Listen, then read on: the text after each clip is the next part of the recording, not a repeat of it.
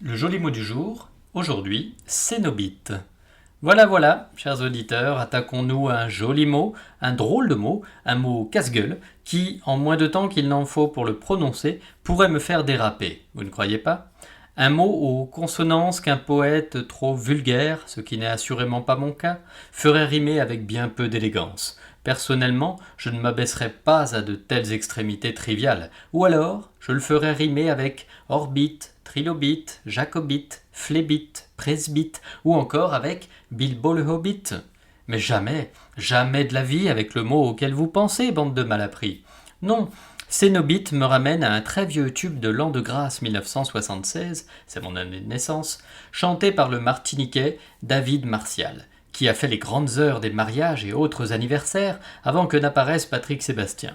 Souvenez-vous, ça faisait comme ça. C'est l'hymen, on passe nos journées à s'embrasser. C'est l'hymen, l'amour elle n'en a jamais assez. C'est l'hymen, après on s'endort tout enlacé. C'est l'hymen. Maintenant, remplacer c'est l'hymen par cénobite, je dis que ça aurait pu être marrant. Sébastien Patoche pourrait le tenter. Et puis d'abord, dans un français correct, on ne dit pas cénobite, mais ce sont nos... Bah oui, gare au pluriel, quoi. À ce propos, je me demande si Rocco Siffredi est un cénobite. Allez, stop, Seb, tu pars en sucette, là. Redresse la barre, immédiatement, sous peine de censure. Alors, c'est quoi un cénobite ? Plusieurs choses.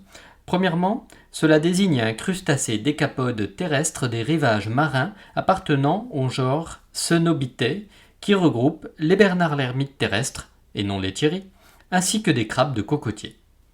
Deuxièmement, il s'agit d'un personnage imaginaire du roman Hellraiser de Clive Barker, décliné plus tard en série de films d'horreur. Enfin, dernière et plus commune acception, un cénobite est un moine vivant en communauté selon les règles du cénobitisme.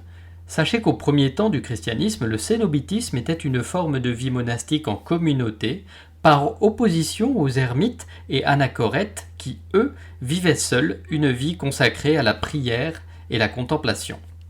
L'étymologie explique bien cette différence essentielle à travers deux mots grecs, koinos, qui signifie en commun, qui a donné séno, et bios, qui a donné bit, et qui signifie la vie.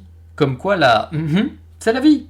Sur ce, en communauté ou tout seul, aimez-vous les uns les autres. Salut!